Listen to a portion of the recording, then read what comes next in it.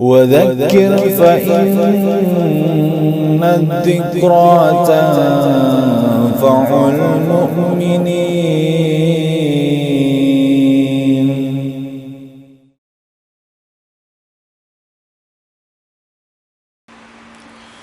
Bismillahirrahmanirrahim. Innal hamdalillah nahmaduhu wa nasta'inuhu wa nastaghfiruh wa na'udzu billahi min shururi anfusina wa sayyiati a'malina may yahdihillahu fala mudhillalah wa may yudlil fala hadiyalah. Asyhadu an la ilaha illallah wahdahu la syarikalah wa asyhadu anna Muhammadan abduhu wa rasuluhu. Wa qala ta'ala a'udzu billahi minasyaitonir rajim. Ya ayyuhalladzina amanu taqullaha haqqa tuqatih wa la tamutunna illa wa antum muslimun. Amma ba'd. Fa inna asdaqal hadis kitabullah wa khairal hadi hadyu Muhammadin sallallahu alaihi wasallam wa syarrul umuri muhdatsatuha fa inna kulla muhdatsatin bid'ah wa kulla bid'atin dhalalah wa kulla dhalalatin finnar. Alhamdulillah, kita akan kembali melanjutkan kajian-kajian, pembahasan-pembahasan atau pelajaran-pelajaran yang kita sedang pelajari. Ya, mudah-mudahan apa-apa yang telah dijelaskan dalam beberapa kitab dan juga yang akan dijelaskan pada kajian-kajian berikutnya atau selanjutnya dapat memberikan faedah kepada kita, baik itu dalam kehidupan di dunia ini dan kelak nanti di hari kiamat insyaallah. Nah, sekarang kita akan kembali melanjutkan kajian atau pembahasan kitab Al-Kabair, yaitu kitab dosa-dosa besar yang disusun oleh Asy-Syaikh At-Tamimi rahimahullah. Dan sekarang kita masuk ke dalam bab ma jaa fil qauli 'alallahi bila ilmin, yaitu bab tentang apa-apa jaa yang datang fi mengenai atau tentang al-qaul berkata, berbicara, Allah atas nama Allah bila ilmin tanpa ilmu. Ya, jadi termasuk daripada dosa besar, termasuk daripada kabair, yaitu seseorang berkata atas nama Allah. Dia misalnya mengatakan Allah berfirman, Allah menyuruh, Allah melarang, tetapi tidak ada satupun ilmu yang menjadi dasar bagi dia di dalam mengucapkannya, tanpa ada dasar dalil, hujah atau argumen dari ayat-ayat Allah Jalla wa'ala, yaitu dalam Al-Quran.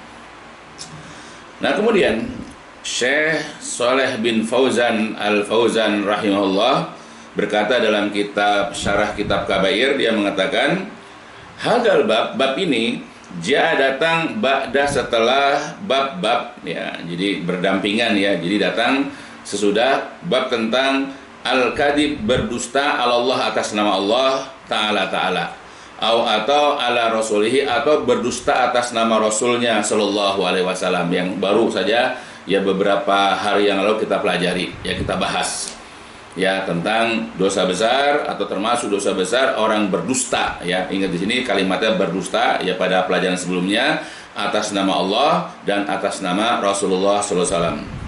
Kenapa? Wadalika, yang demikian itu lianna, karena al-qaul berkata Allah atas nama Allah bila ilmin tanpa ilmu itu, ya.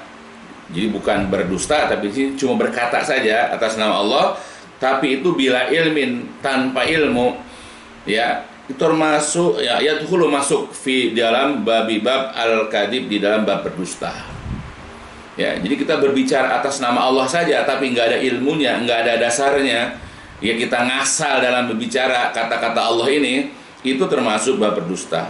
Lakin tetapi allati, orang yang yaqul berkata Allah atas nama Allah bighairi ilmin, tanpa ilmu itu, biasanya lam yata'amad, tidak menyengaja, tidak bermaksud al-kadhib, dalam berdusta. Ya, jadi orang yang berkata atas nama Allah ini tapi tanpa ilmu, itu ya dimaksud tidak termasuk, ya, atau tidak bermaksud untuk menyengaja, yaitu berdusta. Wa inna maqala dalika jahalan, hanyalah dia mengatakan ucapan tersebut karena kejahilannya, karena kebodohannya, karena ketidaktahuannya. Jadi kita berkata atas nama Allah dengan dasar kebodohan, dasar ketidakpahaman satu ilmu agama aja dilarang, apalagi sengaja kita berdusta untuk membela pemahaman kita, untuk membela kelompok kita, untuk membela kesesatan kita, lalu kita bawa-bawa nama Allah dan juga bawa-bawa nama Rasulullah Shallallahu Alaihi Wasallam. Ya, jadi kita berbicara atas nama Allah tapi nggak ada dalilnya saja nggak boleh. Jadi berhati-hatilah kita sebagai seorang Muslim dalam berbicara, apalagi membawa-bawa masalah-masalah agama. Kita sebut kata Allah, kita sebut kata Rasul, tetapi tidak ada buktinya di dalam ayat Quran ataupun hadis-hadis yang sahih.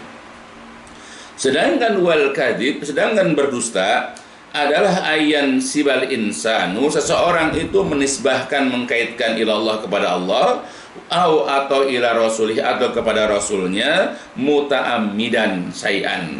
Ya, jadi seseorang menisbahkan sesuatu kepada Allah dan Rasul secara sengaja, lam yarid, yang tidak datang sesuatu tersebut ya anillah, dari Allah, wala an rasulih, dan juga tidak dari rasulnya.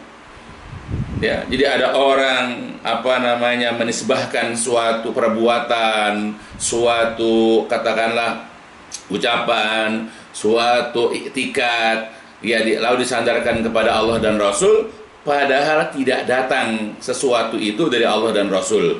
Wahada min akhbasi anwa'il kadhib, dan ini termasuk daripada seburuk-buruk jenis daripada dusta. Ini adalah merupakan jenis kedustaan yang paling jelek. Wal qaul, sedangkan berbicara Allah atas nama Allah bi ghairi ilmin, tanpa ilmu, ini yadkhulu, masuk fil kadhib, di dalam bab berdusta Allah atas nama Allah.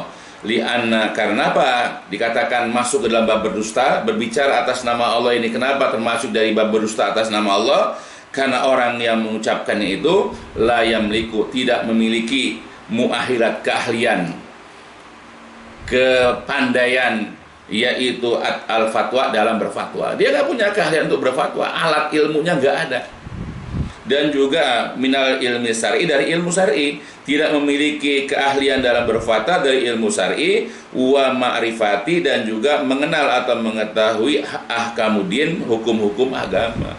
Ya, dia tidak memahami, dia karena orang umum, ya, karena dia itu barangkali doktor, dia itu profesor, tapi tidak memiliki dasar yang baik dalam pemahaman agama. Ya, usul-usul dalam agama dia nggak ngerti, ya, tapi dia memaksakan diri, ya, untuk menjelaskan satu perkara agama, dan dia membawa-bawa nama Allah, membawa-bawa nama Rasul, maka dia sudah berdusta atas nama Allah dan Rasul. Ya, banyak orang-orang yang ahli dalam ilmu dunia dan dia tidak memahami ilmu agama, lalu dia bertoleransi dengan para pelaku maksiat, apakah itu riba, apakah itu orang yang hidup bebas, atau itu aliran LGBT yang marak ini, lalu kemudian bermudah-mudahan memboleh-bolehkan atas nama hak asasi manusia, atas nama kebebasan, lalu dia membolehkan, lalu kemudian dia membawa agama seakan-akan dibolehkan. Nah, banyak orang-orang yang berdusta seperti ini, ya. Lalu dia bermain dalam masalah akal dan perasaan, dan banyak juga di antara umat manusia, bahkan kaum muslimin, karena keawaman dalam masalah agama, mereka terbawa oleh fatwa, oleh penjelasan orang-orang tersebut, maka dia sudah sesat dan menyesatkan, aliyadzubillah. Dan ini banyak sekali zaman sekarang, apalagi di medsos bisa kita lihat bertebaran itu ucapan orang-orang yang sok mengetahui perkara agama, lalu dia mengeluarkan fatwa-fatwanya, lalu dia mengeluarkan keputusan-keputusannya yang bertentangan dengan ajaran Islam. Ya, aliyadzubillah. Ya, bahkan dia mengatakan misalnya ini halal, ini haram, tapi min ghairi ilmin, tanpa ilmu. Dan dia menyengaja dalam melakukan hal tersebut, dalam menetapkan halal haram ini berdasarkan kepada ra'yunya, Ya, nah itulah seperti itu yang bisa kita jumpai. Banyak di antara kalangan kita, ya, umat manusia, bahkan tidak jarang juga para ustadznya atau da'inya, para habib, para kiai, Ya, atau orang-orang yang menganggap dirinya memahami ilmu agama, lalu dia menetapkan suatu perkara tapi tanpa dasar ilmu yang syar'i.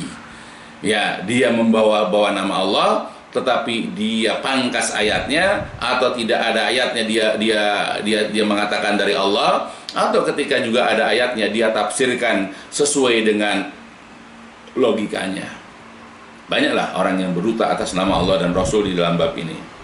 Nah, adapun dalilnya wa qaulillahi ta'ala, dan Allah Jalla wa Ala berfirman, a'udzubillahi minasyaitonir rajim, qul innama harrama rabbiyal fawahisha ma zahara minha wa ma batan wal isma wal baghya bighairil haqqi wa an tusyriku billahi ma lam yunazzil bihi sultanan wa an taqulu 'alallah ma la ta'lamun.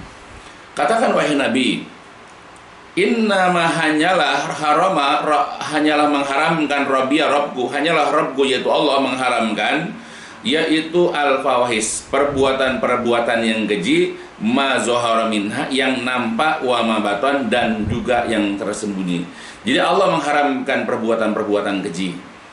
Ya, apakah itu hubungan dengan sesama jenis, atau berhubungan dengan lain jenis tapi tanpa ikatan pernikahan, apakah itu dengan zina, ataukah itu incest, yaitu hubungan, masih ada hubungan keluarga dan yang lain-lainnya, atau perbuatan-perbuatan keji yang lain.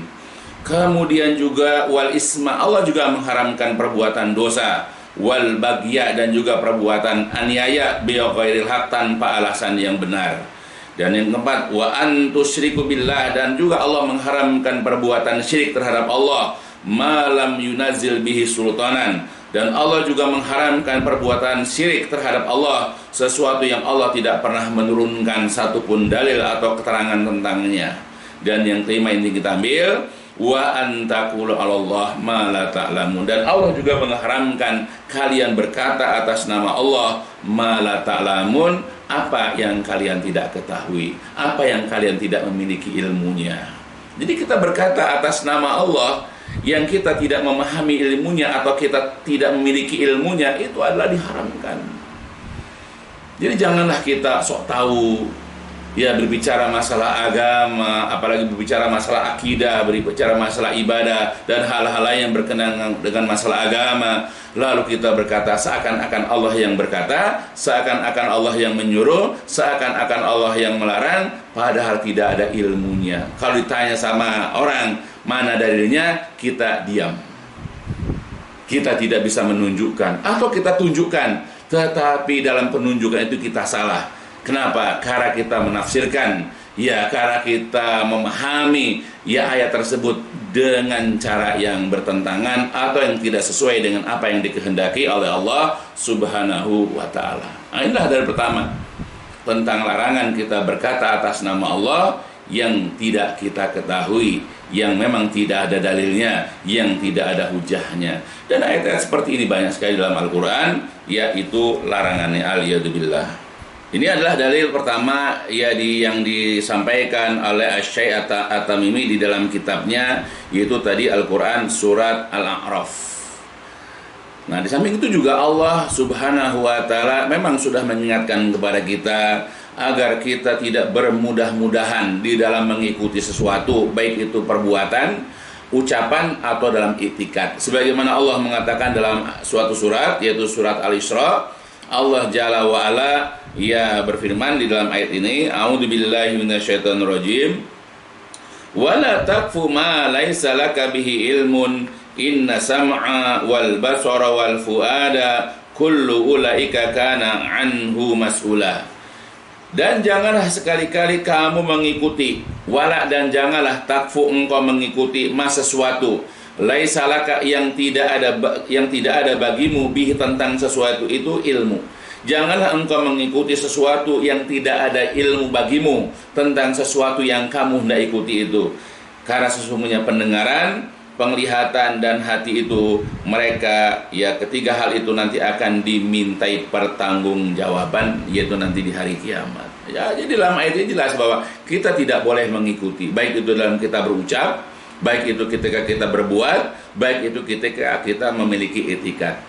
Jangan kita mengikuti atau ikut-ikutan orang, ikut-ikutan ustadz, kiai dan seterusnya, ya selama tidak ada ilmunya. Jadi ketika kita berbicara sesuatu, apalagi ini bicara masalah agama, harus ada ilmunya. Jadi kalau kita hendak mengatakan sesuatu benar-benar kata Allah, harus jelas dulu ayatnya, surat berapa, ayat berapa. Ya, jadi jangan kita ikut-ikutan, karena kebanyakan kita itu ya suka ikut-ikutan. Makanya Allah melarang kita ini, ya, yang suka ikut-ikutan ini, ya, tanpa mau merujuk, tanpa mau meneliti, ya, apakah ada rujukannya, apakah ada dasarnya dalam perbuatan atau perkataan tersebut. Ya, karena dilarang. Maka sebab itu Allah jelas mengatakan, wala taqfu ma laisa laka bihi ilmun. Jangan engkau mengikuti sesuatu yang tidak ada ilmu bagimu tentang sesuatu tersebut. Nah, ini semakna dengan firman Allah tadi, yaitu Allah itu mengharamkan, yaitu antaqulu Allah ma la ta'lamun. Kalian berkata atas nama Allah yang tidak kalian ketahui, yang kalian tidak memiliki ilmunya. Jadi kita sebagai seorang muslim itu memang kita ini dimotivasi, diberikan dorongan untuk berilmu. Ya, maka sebagai dai hendaklah memberikan pengajaran kepada jamaah, khususnya kepada kaum muslimin, untuk menjadikan kaum muslimin itu menjadi orang-orang yang berilmu, orang-orang yang mereka ketika melakukan suatu amalan, apalagi di masalah akidah ataupun masalah ibadah, kita bekali mereka dengan ilmu agama yang baik. Kita biasakan, perintahkan itu, bahasakan kepada ayat Allah ataupun hadis-hadis Nabi. Begitupun kita sebagai umat, sebagai jamaah, belajarlah kepada dai yang memang mereka itu menyampaikan perkara-perkara agama kita dengan dasar ilmu, bukan dari ucapannya saja, bukan dari hasil pemikirannya saja. Belajarlah cerdas, karena agama mengajarkan kepada kita untuk jadi orang yang berilmu. Ya, karena Rasulullah SAW dia sudah banyak menyuruh kepada kita untuk menuntut ilmu. Seperti beliau pernah mengatakan, thalabul ilmi faridatun ala kulli muslim. Menuntut ilmu itu hukumnya wajib, fardu bagi setiap muslim. Ya. Jadi kita kita ini didorong untuk menjadi orang-orang yang berilmu, baik itu ketika kita menuntut ilmu atau ketika kita menyampaikan ilmu. Maka ketika kita belajar, kita tuntut dari guru-guru kita, mana ilmunya, mana dasarnya, mana dalilnya, mana ayat, mana hadisnya. Begitupun kita yang menyampaikan ilmu, ketika kita menyampaikan ilmu tentang sesuatu, harus tunjukkan ilmunya, ini dalilnya, ini ayatnya, ini hadisnya, begitu. Janganlah kita ini banyak berdusta, banyaklah kita ini banyak mendongeng, janganlah kita ini banyak berbicara, tapi omong kosong di dalamnya karena tidak ada ayat-ayat Allah ataupun hadis-hadis Nabi. Ya, jadi hendaklah kita berhati-hati. Nah, itu dalil pertama yang kemudian ditambah lagi tadi dengan surat Al-Isra. Untuk menjelaskan penjelasan tadi, yaitu Al-Quran, surat Al-A'raf, qala berkata Abu Musa Al-Asy'ari radhiyallahu an, berkata Abu Musa Al-Asy'ari radhiyallahu an, man 'allamahu Allahu ilman. Jadi barang siapa yang Allah berikan kepadanya ilmu, barang siapa yang Allah berikan pemahaman ilmu kepada seseorang, ya, fal yu'allimhun nas, hendaklah dia menyampaikan ilmu itu kepada orang lain. Hendaklah dia mengajarkan ilmu itu kepada orang lain. Nah, ini kewajiban kita. Ketika kita sudah punya ilmu dan ilmu itu kita sudah pahami dengan sempurna, dengan baik, dan jelas ilmu itu sahih, bahasakan kepada ayat Quran, hadis Nabi sesuai dengan pemahaman para ulama salafus saleh, sampaikan kepada orang lain. Ya, dan biasakan kita menyampaikan kebenaran walaupun ya kita ini ya ketika menyampaikan banyak orang yang menampik atau menolaknya. Tetapi wa iyyahu, waspadalah, berhati-hatilah dia, ya. Wa iya, berhati-hatilah dia. Yaitu apa? Ayyaqula, mengatakan sesuatu la ilma lahu, yang tidak ada ilmu baginya. Jadi ketika hendaknya menyampaikan perkara agama khususnya, hendaklah dia berhati-hati dalam menyampaikan sesuatu yang dia tidak memiliki ilmunya. Fayakuna minal mutakallifin, maka dia akan menjadi orang yang memberat-beratkan, orang yang mengada-ngadakan, yaitu dari sisi agama. Jadi banyak orang yang memberat-beratkan, dia tidak menguasai ilmunya, tapi dia sampaikan kepada orang. Ya, jadi kita harus introspeksi diri, apakah kita menguasai ilmu itu atau tidak. Kalau tidak, ya nggak usah kita bicarakan. Ya, tapi hendaklah kita menjauhi, kita ini menghindar dari mengatakan sesuatu yang tidak kita pahami. Maka dengan sebab itu, wa yamruqa minadin, maka dia akan melesat keluar, dia akan menyimpang keluar minadin, dari agama. Jadi orang-orang yang begini gampang keluar dari agama. Aliyadzubillah. Ya, jadi ketika kita ini ada keinginan untuk menyampaikan perkara agama, baik dengan ucapan atau dengan tulisan-tulisan, hendaklah kita ini berhati-hati. Jangan kita berkata gampang-gampangin, ini menurut agama kita, ini menurut Allah, ini menurut Rasul, padahal tidak ada dalilnya, tidak ada ilmunya. Ya, padahal kita tidak menguasai juga ilmu tersebut. Karena orang-orang yang seperti ini, ya berarti dia sudah memberat-beratkan dirinya, dia sudah memaksa-maksakan dirinya, ya dalam menyampaikan perkara agama. Dan boleh jadi orang-orang yang begini akan mudah keluar, akan mudah melesat, akan mudah terpeleset dari agama. Aliyadzubillah. Ya, karena Allah melarang kita ya dari memberat-beratkan diri kita dalam banyak hal, apalagi ini adalah masalah agama. Bahkan dalam Al-Qur'an Allah sudah mengatakan, a'udzubillahi minasyaitonirrajim, qul ma as'alukum alaihi min ajrin wa ma ana minal mutakallifin. Katakanlah, aku tidaklah meminta upah atas dakwahku ini. Wa ma'ana, dan aku ini sekali-kali bukanlah minal mutakallifin. Ya, aku ini bukanlah termasuk orang-orang yang memberat-beratkan diri, orang-orang yang memaksa-maksakan diri. Jadi tidak perlu kita memaksakan diri kita memahami sesuatu pada kita tidak paham. Kita seakan-akan menjadi orang yang serba tahu. Ada terbatasnya. Rasulullah SAW saja ketika ditanya oleh salah seorang sahabat mengenai tempat apa yang paling Allah cintai, tempat apa yang paling Allah benci, Nabi mengatakan, saya tidak tahu. Ya, nanti saya tanya kepada malaikat Jibril. Kemudian ketika datang malaikat Jibril alaihissalam, beliau bertanya kepada malaikat Jibril, tempat apakah yang paling Allah cintai dan tempat apakah yang paling Allah benci? Lalu malaikat Jibril mengatakan, saya juga tidak tahu. Nanti saya tanyakan kepada Rabbul Alamin. Selang beberapa waktu datanglah malaikat Jibril kepada Rasulullah. Dia mengatakan, ya Muhammad, engkau pernah bertanya kepada saya, tempat apakah yang paling Allah cintai dan tempat apakah yang paling Allah benci? Lalu beliau mengatakan, ahabul bilad ya ilallah masajiduha. Tempat yang paling Allah cintai, tempat yang paling Allah sukai adalah masjid-masjidnya. Wa abghadul bilad ilallah, dan tempat yang paling tidak disukai, yang paling dibenci oleh Allah adalah aswaquha, adalah pasar-pasarannya.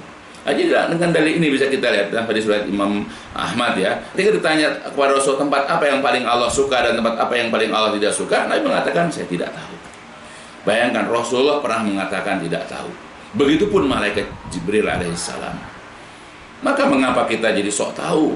Kita tidak menguasai ilmunya, kita tidak memahami ilmunya, lalu kita mengatakan bahwa kita tahu dan kita jelaskan, padahal di dalamnya terdapat kedustaan atas nama Allah dan atas nama Rasulullah Shallallahu Alaihi Wasallam. Begitupun salah seorang sahabat pernah dia berkata, ya dia mengatakan, fa inna minal ilmi ay yaqula la adri lima la ya'lam. Jadi termasuk daripada berilmu adalah seseorang mengatakan saya tidak tahu terhadap apa yang memang dia tidak tahu. Jadi ketika ada orang bertanya kepada kita tentang sesuatu, lalu kita tidak tahu apa jawabannya, lalu kita mengatakan saya tidak tahu, perkataan saya tidak tahu itu termasuk ilmu. Ya, jadi janganlah kita malu, janganlah kita ini merasa bodoh. Dia ketika kita mengatakan saya tidak tahu, seakan-akan kata-kata saya tidak tahu itu menunjukkan kebodohan kita. Bahkan dalam masalah seperti ini, ketika kita mengatakan saya tidak tahu, itu menunjukkan bahwa kita adalah orang yang berilmu. Ya, jadi janganlah kita malu atau sungkan mengatakan saya tidak tahu. Bahkan di dalam suatu cerita pun Ya ini yang cerita paling terkenal yang sampai kepada kita dari para salaf terdahulu ya. Jadi orang-orang dahulu itu para imam, jika ditanya tentang sesuatu lalu mereka tidak mendapatkan jawaban yang sahih, mereka itu tawakafu, mereka itu no comment, mereka diam nggak jawab. Nah, imam-imam dulu begitu. Jadi kalau ditanya tentang sesuatu yang mereka tidak tahu jawaban yang benarnya kayak apa, mereka tawakafu, nggak kayak sekarang orang. Ya, makanya mereka sekarang banyak sekali mereka menghalalkan yang haram, mengharamkan yang halal. Lalu mereka cerita dongeng-dongeng yang nggak jelas. Ya karena tadi kebiasaan mereka itu ya tidak takut berbohong atas nama Allah Rasul. Ya, atau bahkan mereka berdusta atas nama Allah dan Rasul. Jadi kisah yang terkenal juga yaitu berkenaan dengan kisah Imam Malik ya rahimahullah, bahwasanya pernah disodorkan kepada Imam Malik ini 40 pertanyaan ya oleh seseorang yang orang itu berjalan atau datang dari tempat yang sangat jauh. Lalu dari jawaban 40 pertanyaan itu ya Imam Malik hanya menjawab 4 ya pertanyaan, sedangkan yang 36-nya ya beliau mengatakan la adri. Bayangkan tuh ya, dari 40 pertanyaan ya beliau hanya mampu menjawab 4 dari pertanyaan tersebut, dan 36 beliau hanya mengatakan la adri.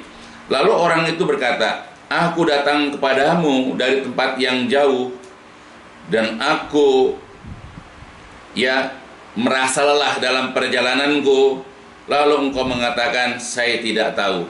Lalu Imam Malik mengatakan, iya, naikilah kendaraanmu, kembalilah kamu ke negerimu.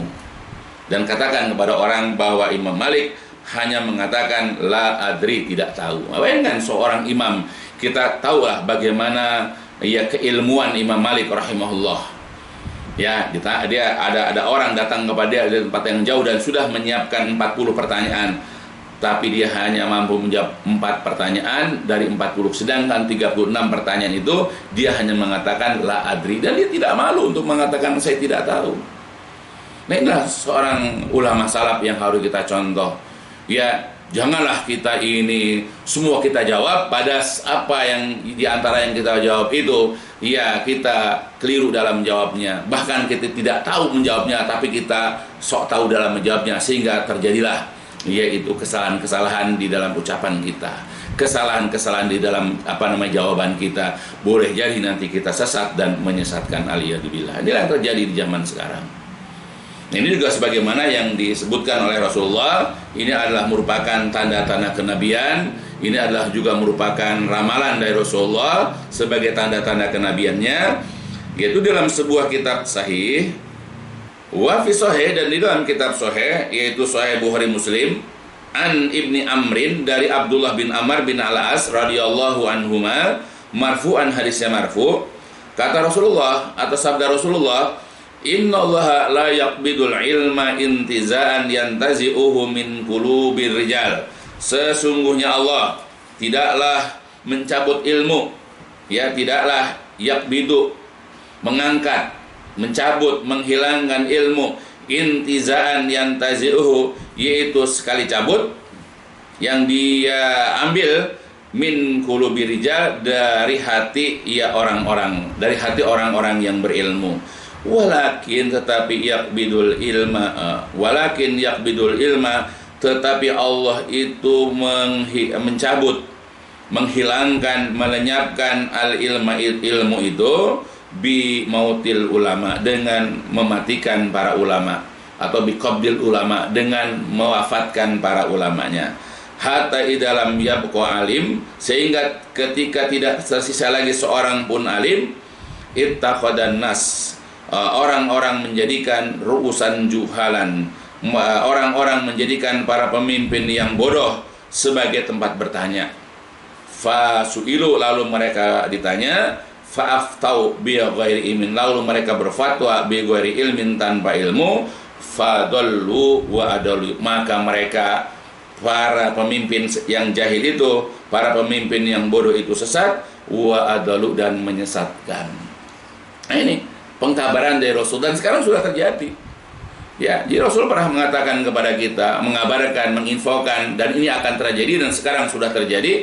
Allah itu tidaklah melenyapkan, tidaklah menghilangkan, tidaklah mencabut ilmu itu ya dengan sekali cabut dari hati orang, ya dari hati para ulama, tetapi Allah melenyapkan ilmu itu ya dengan cara dimatikan oleh dengan diwafatkannya, dengan dimatikannya itu para ulama. Jadi bukan misalnya ada orang berilmu tiba-tiba dia nggak ada ilmu lagi karena dihilangkan Allah.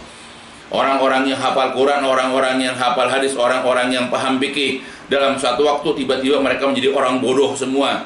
Ya, lalu mereka seperti orang-orang yang ya katakanlah jahil, yang nggak ngerti apa. Bukan cara begitu. Tetapi orang-orang berilmu itu diwafatkan oleh Allah dengan kematian yang penuh dengan kemuliaan.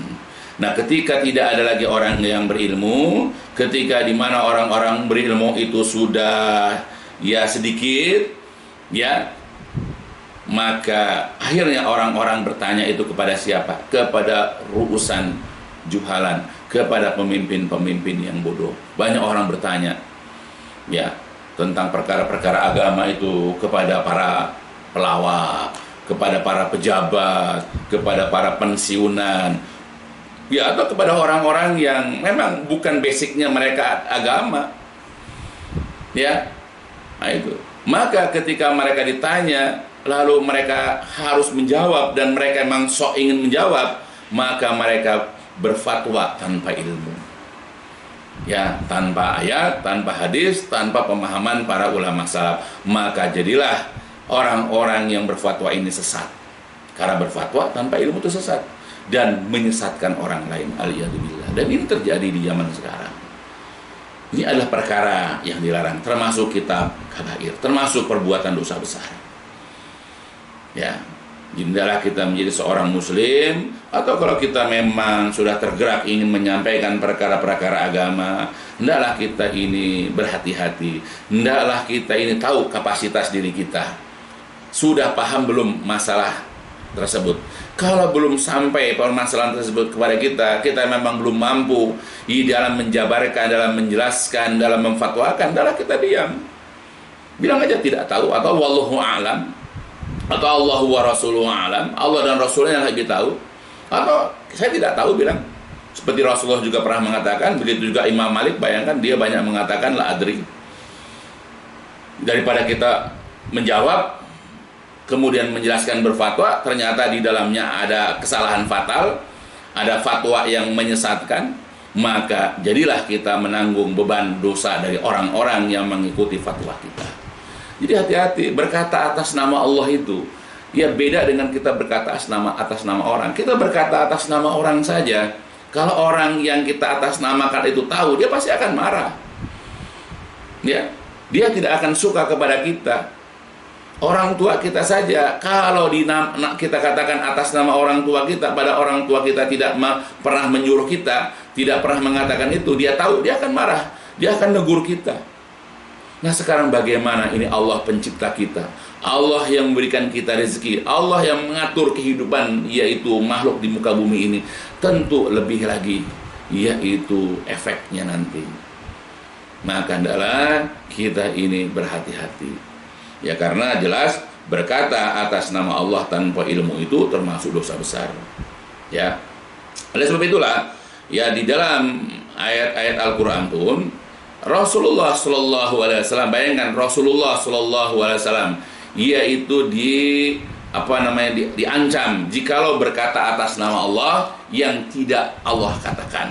Ya, misalnya ya, ini ancaman Allah kepada Rasulullah. Bagaimana kepada kita? Allah Jalla wa'ala berfirman dalam Al-Quran surat Al-Haqqah, A'udzu billahi minasyaitonir rajim.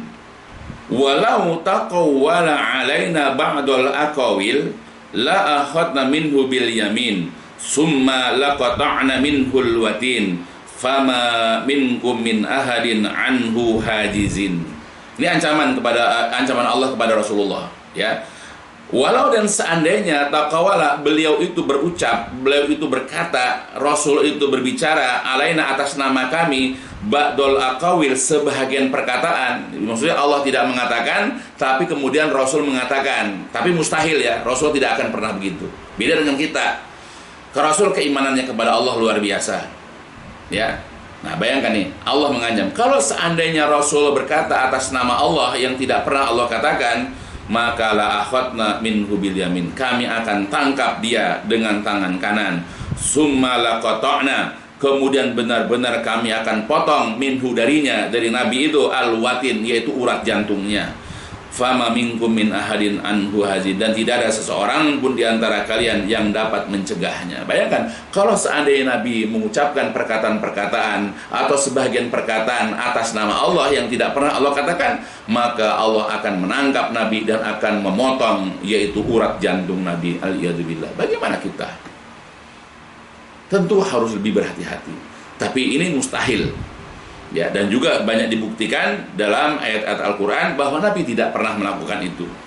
Misalnya Allah Jalla wa'ala mengatakan dalam Al-Quran yang menunjukkan bahwa Rasulullah tidak pernah ia berkata atas nama Allah, tidak membuat-buat apa yang diucapkan itu atas nama Allah pada tidak dari Allah. Misalnya dalam Al-Quran Allah Jalla wa'ala berkata, a'udzubillahi minasyaitonirrajim. Wa dalam ta'tihim bi ayah qalu laula istabaitaha qul innama attabi'u ma yuha ilayya min rabbi hadza basairu min rabbikum wa huda wa rahmah liqaumin yu'minun. Dan apabila engkau wahai Nabi tidak bisa mendatangkan kepada mereka satu ayat, maka mereka orang-orang kafir mengatakan, laula, mengapa tidak ijtabaitah, kenapa engkau tidak buat-buat sendiri ayat itu? Ya, jadi ketika Nabi disuruh menjelaskan sesuatu, membuat ayat, kemudian Nabi tidak mendatangkan ayat itu karena Allah belum turunkan ayat, maka orang-orang kafir mengatakan, kenapa nggak buat-buat aja itu ayat? Nah, orang lain juga nggak tahu. Nah, kemudian katakan wahai Nabi, innama attabi'u ma yuha ilayya min rabbi. Aku ini hanyalah mengikuti apa yang diwahyukan kepadaku dari Rabbku. Ingat, Nabi hanya mengikuti wahyu Allah. Ada Nabi ucapkan, tidak ada Nabi tidak ucapkan. Ya, sebab ini adalah merupakan basoir, petunjuk dari Rabb kalian, ya, dan juga sebagai hidayah dan rahmat bagi orang-orang yang beriman. Nah, itulah kita tahulah bagaimana Rasulullah itu sangat patuh, sangat taat kepada Allah Jalla wa'ala. Dia tidak akan mengikuti maunya orang, dia hanya mengikuti apa yang diwahyukan oleh Allah kepada beliau. Begitu pun dalam ayat yang lain, dalam Quran surat Yunus, a'udzu billahi minasyaitonir rajim. Wa idza tutla alaihim ayatuna bayyinat, apabila dibacakan kepada mereka ayat-ayat kami yang terang, yang jelas, qala alladziina la yarjuna liqa'ana bi qur'anin ghairi hadza aw baddil. Orang-orang yang tidak mengharapkan perjumpaannya dengan kami, yaitu orang-orang kafir, berkata, datangkanlah Al-Quran yang bukan ini, atau Al-Quran itu rubah-rubahlah, au badil, atau rubah-rubah, ganti-gantilah. Katakan wahai Nabi kepada orang-orang kafir itu, ma yakunu li an ubadilahu min tilqa'i nafsi. Tidak, katakan wahai Nabi, tidak pantas bagi saya, tidak ada hak bagi saya untuk mengganti-ganti ayat-ayat Allah itu, ya, dari pihak, dari sisi diriku sendiri. In attabi'u illa ma yuha ilayya. Aku ini tidak lain hanyalah mengikuti apa yang diwahyukan oleh Rabb kepada saya. Itulah Rasulullah. Banyak ayat-ayat yang semakna dengan ayat ini, bahwa Rasulullah tidak pernah membuat-buat ayat-ayat. Nabi tidak pernah berkata atas nama Allah. Jadi kalau memang Allah yang mengatakan, maka akan disampaikan ya apa yang Allah katakan dalam ayat-ayat Quran. Tapi kalau tidak ada, maka Nabi tidak mengatakannya. Nabi menunggu jawaban. Dan kita sering jumpai di dalam tafsir, ketika Rasul ditanya oleh orang Yahudi dan Nabi kemudian bertanya kepada Allah, Nabi menunggu jawaban sampai berhari-hari. Ya, baru ada jawaban dari Allah. Seperti itu. Nah, kita hendaklah begitu harusnya dalam beragama. Kalau kita ini menjadi pengikutnya Rasulullah SAW, janganlah kita berkata, ya, apalagi ini bicara masalah agama yang kita tidak tahu ilmunya. Maka belajarlah, maka hadirlah kajian-kajian supaya kita banyak mengetahui perkara-perkara agama. Karena semakin kita belajar, sebetulnya kita akan merasakan bahwa diri kita ini semakin bodoh, semakin banyak tidak memahami agama.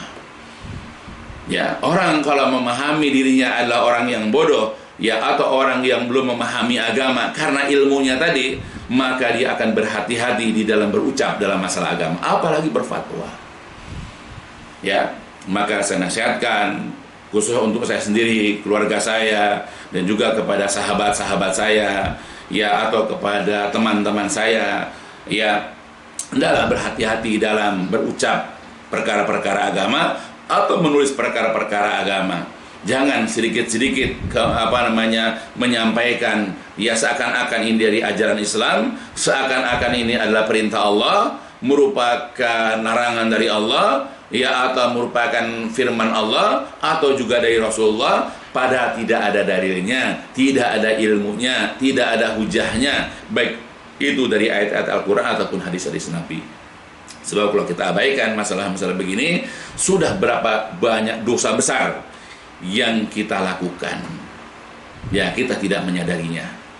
Tahu-tahu nanti di yaumil qiyamah dosa besar kita dalam masalah ini sudah bertumbuk-tumbuk karena kita menggampang-gampangkan, memudah-mudahkan diri kita untuk berkata atas nama Allah, berkata atas nama Rasulullah, bahkan berdusta atas nama Allah, berdusta atas nama Rasulullah yang jelas tidak ada dalilnya, tidak ada hujahnya, tidak ada argumentasinya di dalam ayat Al-Quran dan hadis-hadis Nabi yang sahih. Dan bahkan boleh jadi juga ada, tetapi kita menafsirkannya dengan penafsiran yang keliru. Maka sebab ini mudah-mudahan apa yang dijelaskan di sini menambah pemahaman dari apa yang dijelaskan sebelumnya, agar kita berhati-hati di dalam bicara perkara-perkara agama. Ya, agar kita belajar lebih dahulu, barulah kita menyampaikan. Sebagaimana disebutkan oleh para ulama, al-ilmu qabla al-qawli wal amal. Ilmu itu adalah sebelum al-qaul, sebelum kita berucap dan sebelum kita beramal. Sebelum kita berucap, sebelum kita menulis, sebelum kita menyampaikan perkara-perkara agama, hendaklah kita berilmu terlebih dahulu. Sebagaimana kita juga beramal, hendaklah sebelum kita beramal, maka hendaklah kita berilmu juga terlebih dahulu.